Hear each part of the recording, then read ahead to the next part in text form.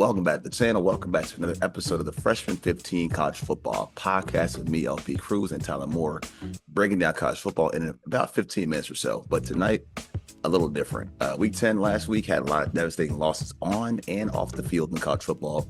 The Hurricanes lost their second game that lasted for 3 weeks, losing to SMU to fall out of the top 10.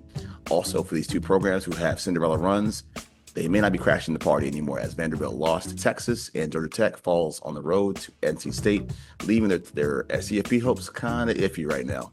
Plus, another coach gets the axe who had it coming with Auburn firing Hugh Freeze from the program. So, Tom Madu, what is up, man? Not much. Like you said, there's some big games last week. This week's kind of light, but let's get into what we saw last week because I think we were pretty close on our upset picks, but mine didn't go quite the way I wanted to, but it was super close. Nah, man, so you got the lead, man. So my upset pick, as everyone knows, I picked Florida to beat Georgia, and it came down basically to a pass that could have been complete, could have been incomplete. You just can't really tell. And it's refs, man. Yeah, but it's always for me. It's Georgia pulled one out. It's like I've said before, I got Georgia fatigue, man. I don't like Kirby Smart. Just seeing his animations on the sideline, I don't like him. But Lagway, they almost had one. If they pull in the fourth quarter, if they pull off that 4th and 1. I think they're gonna go on and win that game. But like we know, it's a game of inches. It's one in the trenches, and they had 3 straight downs to do it, and they couldn't get it done. So props off to the Bulldogs, but the Gators should have been chomping after that one. Yeah, man. I mean, because when you first brought it up, I looked at you kind of sideways, like, nah, ain't always happening. Right. But they had it right in their hands. But these games are really close, especially in that conference, despite what they look like this year. Mm-hmm. And we're gonna talk a lot about the SEC tonight. But these games come down pretty close. So at least yours was semi-close. Right. My upset pick was Cincinnati over Utah, and yeah, they blew them out like 30 points, huh? Something like that. Man, so okay, it was 42-10, I believe. So yeah, about that much. And so I'm thinking, okay, well, Cincinnati on the road should be a lot better. I mean, they're playing for something, right? They're like right there pushing into the Big 12 championship. Mm-hmm. But once they scored that early touchdown, nothing happened from that point. They went ice cold, and I think it was their quarterback. He went 11 for 33, so he was pretty bad. Cyrus Allen had the only big play of the day. They held Caleb Goody in check with 2 catches, 21 yards. And I give Utah a lot of crap. Like, you don't like Georgia. I don't like Utah. I don't think they're built the right way to win, at the higher level. But they got it done. They had 500 yards of offense, primarily half and half, with Devin Dampier not doing much from the pocket, but still doing enough on the ground with 67 yards. And they ran the clock on them the entire time, and they had the ball for 40 minutes to 20. So they were just icing them out, and they beat them in every facet. Special teams, offense, defense. It was just a complete blowout, and they played their worst game of the year, Cincinnati, because they were a pretty good defense going into this game. And I was surprised. I thought Jake Gold Day would be a lot better, at least be more impactful. But nah, man, they got steamrolled. I missed and whiffed on my upset pick last week. Yeah, but I mean, going in, when they made that transfer from from the Pac-12 to the Big 12, we always said that Utah would be like the force within that conference, because they're usually a pretty good team, and like we said, everything always plays itself out, and it's just that Cincinnati, they look so small compared to say like a Utah, and then like we said, if they made it into the playoffs, they would look inferior to someone like Indiana in the trenches. And then sometimes the rooster comes home to crow. So it's it just sometimes you just have bad weeks, and it just happens to be for them this late in the season, which they might not be able to recover from. Yeah, I think so. And we'll talk more about this conference too, man. But so I want to kind of go into this game as well. My spotlight game last week. Okay. Tennessee and Oklahoma. And I thought it was, a pretty good game to watch, pretty fun game to watch. But if you're a Tennessee fan, you gotta say to yourself, we blew it. We blew it. And because they made so many mistakes in that game. And my one area of focus was Aguilar. Don't make the mistake. Don't give the ball away. And he did. He had the fumble that was returned for a touchdown. And by the way, R. Mason Thomas, hustle play to get that ball, run all the way back, have a guy on your back and just get the touchdown, big time play. But after that, they missed a field goal, and then after the missed field goal, they had 2 picks back to back by Aguilar, and so they had 16 points off of mistakes alone in that game. So you lose a game by 1 score, it kind of adds up a little bit. I just think they had the worst game they could have had, and they had a chance to maybe kind of be in the mix there. But this game, I think, definitely downed them. And props to Oklahoma too, because they didn't have a great game offensively, but their defense suffocated. And then, we talk about Brett Venables all the time, his defense. But I mean, they proved it. They proved it. They grounded a pretty good offense on the road, and props to them, man. Yes, my Saturday spotlight was Vanderbilt, Texas. And Texas, they started the game off hot and they cooled off, but Vanderbilt started the game off cool and finished hot. And it was 4 minutes to go. It was 14-34, something like that. And they came roaring back. And it's unfortunate for Vanderbilt because at the beginning, like those quick scores by Texas, it was just bad tackling, bad angles. Like it was just piss poor defense.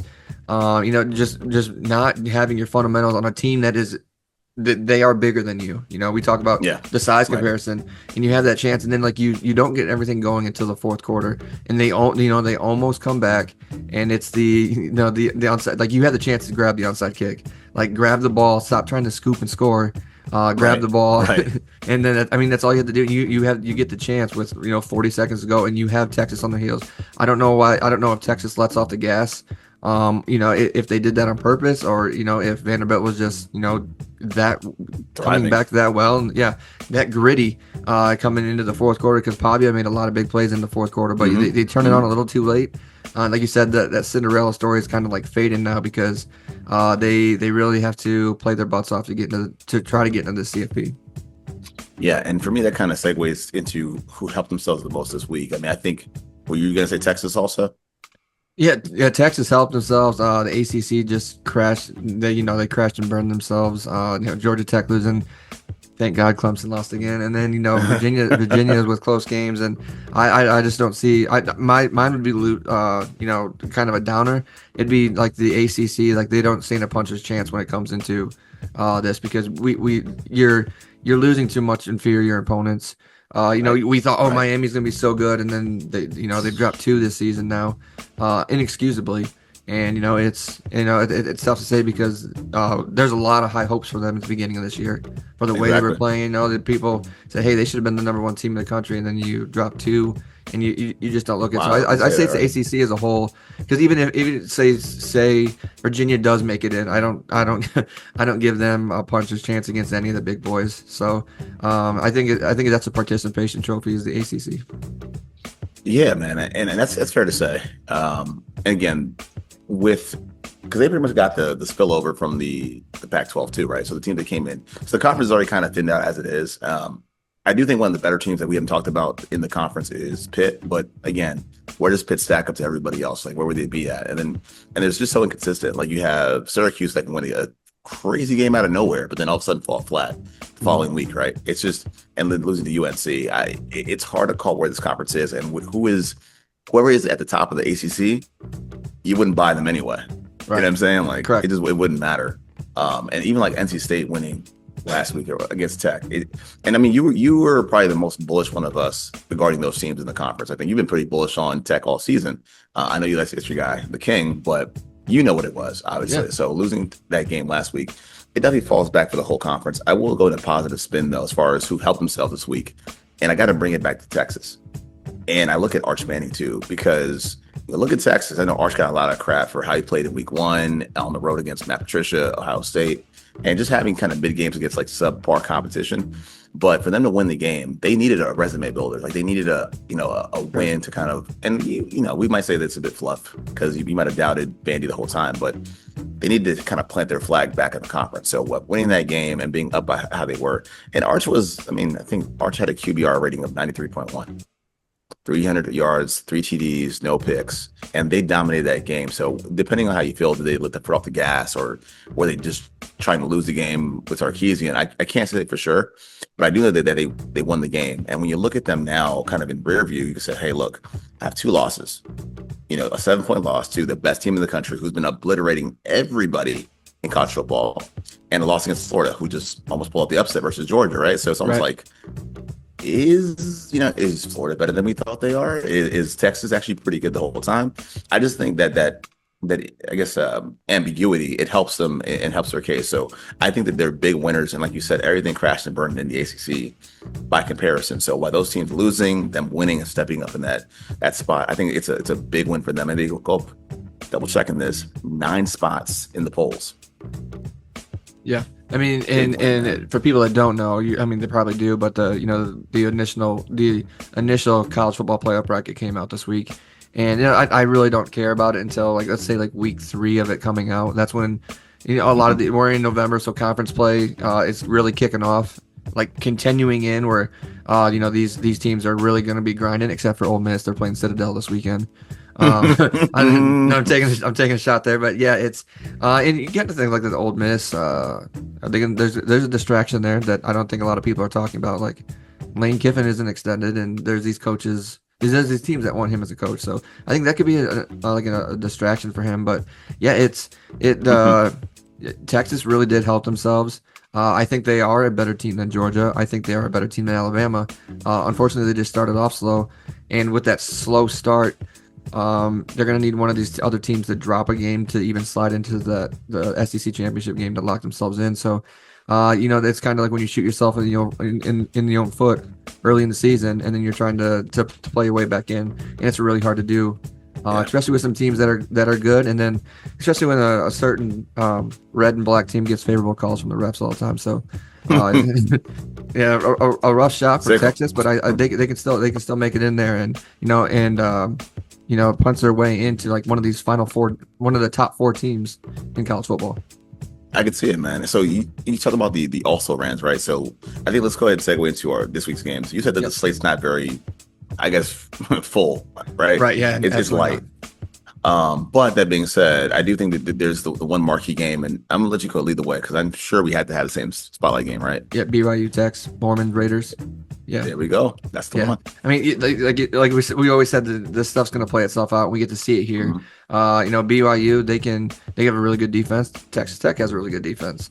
I think the passing game for the Raiders is kind of hurt. I think they're down a guy, but and then BYU, they lost their quarterback, but their freshman quarterback is playing really well. He's got 8 touchdowns in the last 3 games.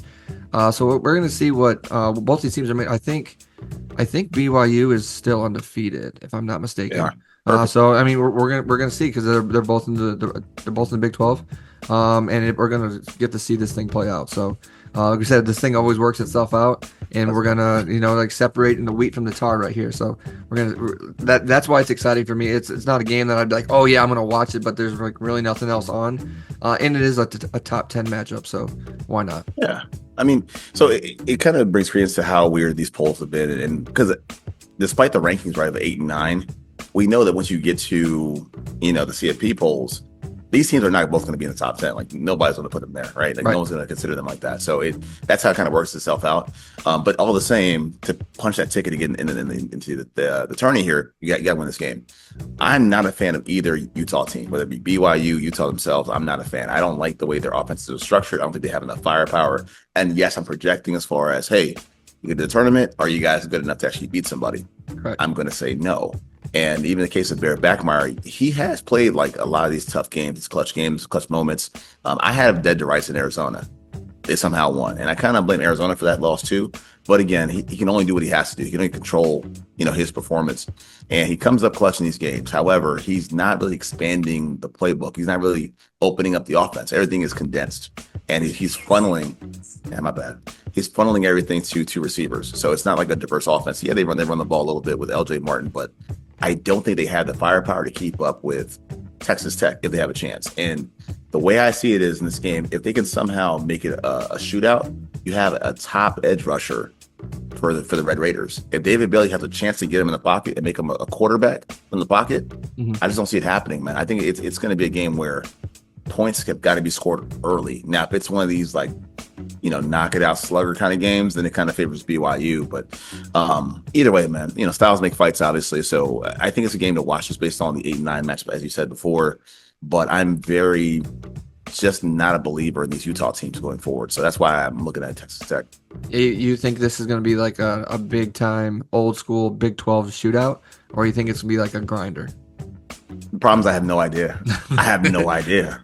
Yeah, I mean 'Cause that's the excitement of the whole thing because you say, oh, Texas Tech and BYU have such great defenses, but then you say that, and especially we've seen it like in the SEC before, where oh, Alabama and Georgia have such great defenses, then the score is like 48-41. We could get that exact same thing here in the Big 12 because historically they don't play defense, so it's really exciting to see. But like you said, these two teams, let's just say. You know, let's say BYU wins and they slide into like the 6th seed for the CFP, and their only chances if they're playing against like Georgia, like not Georgia, if they're playing against say like a Virginia. I think that's like their only chance because like if you say you fall to the 8th seed and you're playing against the 9th seed, let's just say it was like Notre Dame or something, like you're not, or you're playing against Oregon, you're gonna get rain off the field. So yeah, that's why it's exciting to see because, like you said, I don't think any of these teams stand a puncher's chance when it comes to the playoff. But it's getting into there, I mean, theoretically everyone has a chance when they get to the dance. But I just they don't though. They don't. Yeah, any given Saturday, but I don't think so. Yeah, man. And I think that all this game really is, it's just posturing. It's just posturing and kind of playing proceeding, and like you said, until we get further into the true rankings, we won't really know. Now with that being said, for your upset pick, who are you thinking about? Yeah, so like this was hard. Originally I was gonna play like devil's advocate and be like, oh, Penn State over Indiana because they played Ohio State close last week in the first time. But I changed my mind. I changed my mind. I'm gonna go Iowa over the Oregon Ducks. Only because they're playing in Iowa. They're going to Iowa. 42 degrees at game time, rain. That falls right into because Iowa's quarterback for the season. It's week 11.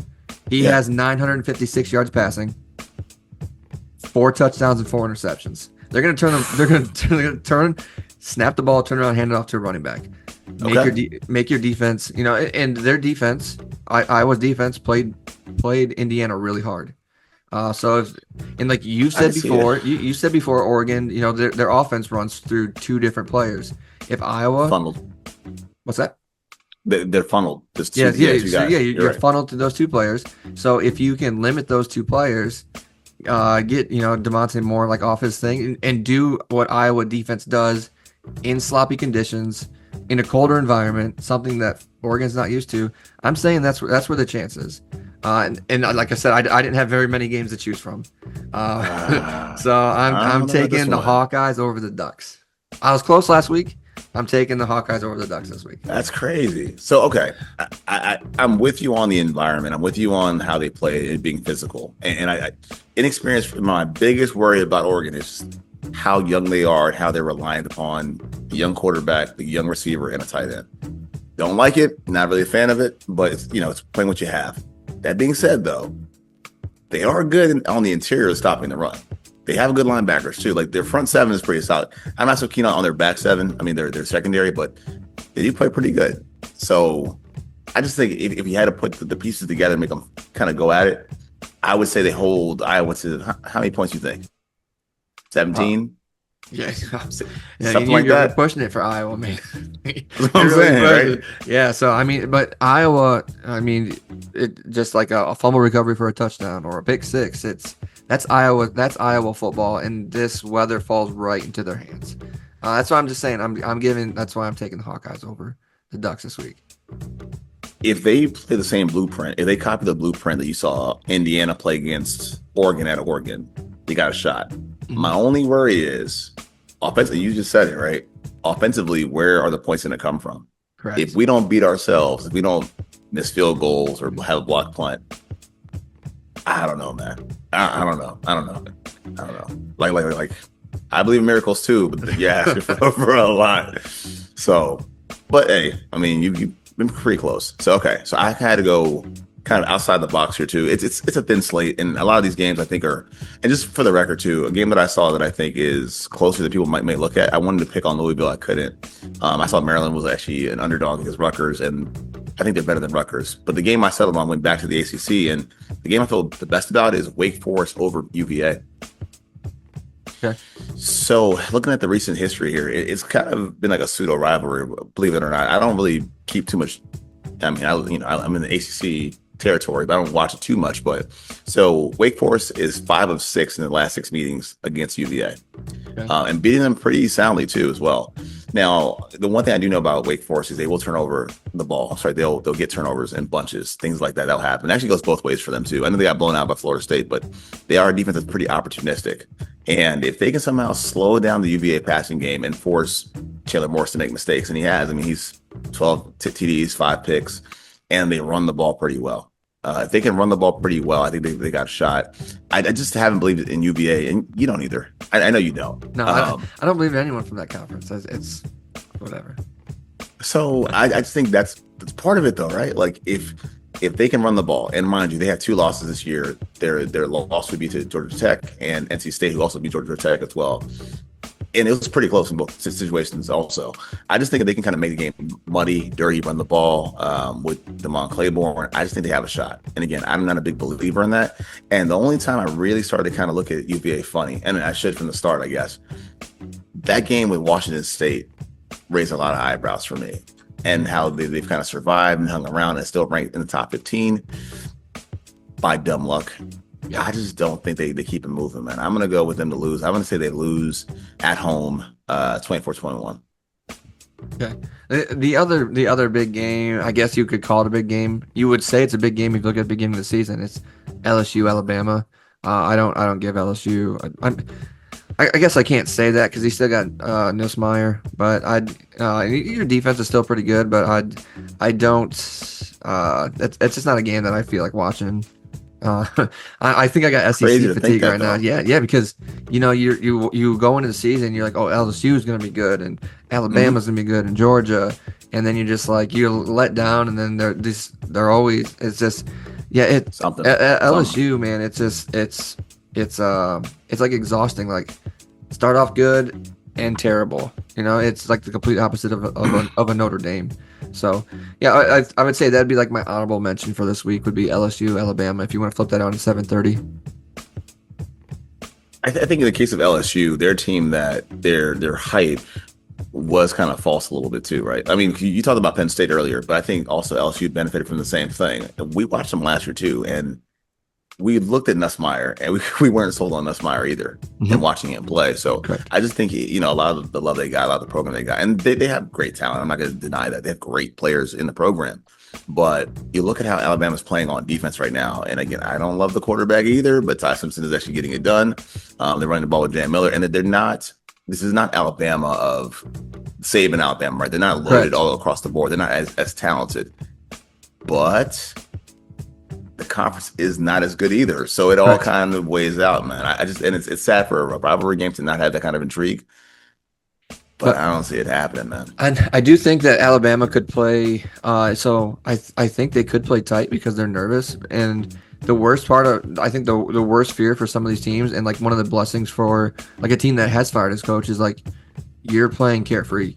You just go out and play ball. You're not playing for really anything. You're looking forward to next season already. So you go out and you just play basically carefree football. Go out and punch the team in the mouth, and then if you hang around long enough in the fourth quarter and you get them doubting, I mean anything can happen. But I could see LSU doing that in this game if they do keep it close. I think that's the difference now and I think that's a kind of a hidden element too. So that's kind of extending your point a little bit. If you're playing a team, we fired the coach, he's out of here. I'm now playing for the transfer portal. Like I'm playing to show off for the portal. Yeah. And that's a bit, if you can knock off a top team like that as a transfer, pretty big, man. And because that means playing time, new school, more money. Oh yeah. I mean, go for the bag, get it all. You kind of seen that with Penn State last week against Ohio State. Ohio State hasn't. They didn't allow a first half touchdown all season. Penn State ran 2 of them in. And then all of a sudden, like you could see the Penn State sideline, they had hope. And then all of a sudden, Ohio State flipped that switch, and it wasn't even close after that. But it's just one of those things. If that happens in Tuscaloosa, can Alabama do that? Can Caleb DeBoer do that? The same thing that Ryan Day did with the Buckeyes. Like, hey, there's this is a lot closer than we thought it was going to be at this point. Can I flip it and make it go? Ohio State did it. Can Alabama do it? And it's something we haven't seen, a Kirby Smart team do this year. Alabama, they haven't turned it on and went.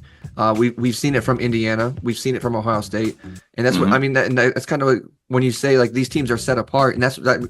Not that the SEC is bad. It's that they are down this year. But when you say can a team turn it on when they have to, like Notre Dame, yes, their schedule is soft, but after those 2 losses, if there's something that's close and they flip it on, like, hey, I'm going to turn around and hand the ball up to Jeremiah Love, one of the best running backs in the country, and then all of a sudden they're out 21-0, and then the other team is like, okay, we're done. And you haven't seen that from an Alabama. You haven't seen that from Georgia. And I think that's the problem with the SEC this year, is because they're not as dominant as you're used to seeing them. And I think that's true. I also want to throw this in as well. And this I feel, and some people listening may feel that as well. Also, like and sub. I would say this too is A&M too. Is how we feel about A&M. Are we assured of A&M? That's the one thing. If I could fall behind A&M and be convinced by A&M as one of those teams, because then again, we're looking at the conferences, right? Looking at the Big Ten, SEC, and how do we feel about A&M versus how we feel about Indiana, which is crazy to think about too. Even still, It sounds weird. Indiana, even Oregon, and then you throw in Ohio State. How do you feel about those 3 teams? Look at the SEC, and it is Bama, but again, I think it's for us. I'm still kind of used to Kalen DeBear really being the guy there. Kirby Smart, and then Texas. If you believe, that they have a shot to be, amongst the top 3 teams in the conference, I think that's what it is. But like you said, we have so much time too, because we've allowed teams like Vandy to kind of hold down the fort for a little bit. We're only in week 11 now, man. So you can see that over the next 3 weeks how things change and how fast they change. So I just think it's still getting worked out. But I do think Bama in their case is just stay the course, hold down the fort, and improve yourself. That said, if they lose or their backs against the wall versus LSU, then that'll speak volumes too. Yeah, I mean, if basically these SEC teams, they're in the playoffs already, because you think about so Texas A&M, they're the most secure ones, right? And then you have Georgia with 1 loss, Alabama with 1 loss, Texas is sitting there with 2 losses. If either one of those 2 teams previously mentioned mess up, Texas is sliding right into their spot, because Texas now has a better win than either one of those 2 teams. And their best loss would be number 1 Ohio State. So, I mean, Texas slides right into that spot. So, realistically, Georgia and Alabama are like in playoff mode right now.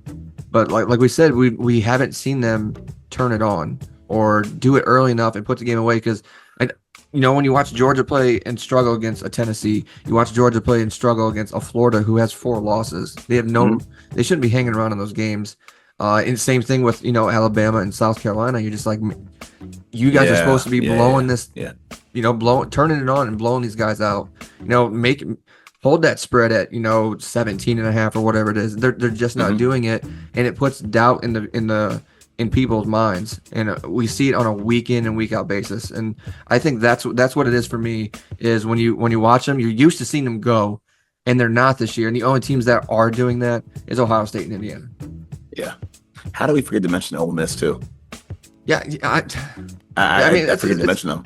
Yeah, and they have 1 loss or 2 losses. They're 2. I believe 1. 1 loss, and that's to Georgia. Yeah, lost to Georgia. So Georgia. Yeah, I mean, they're right there too. So I'm sorry that I forgot about them, but yeah, they're in the same boat.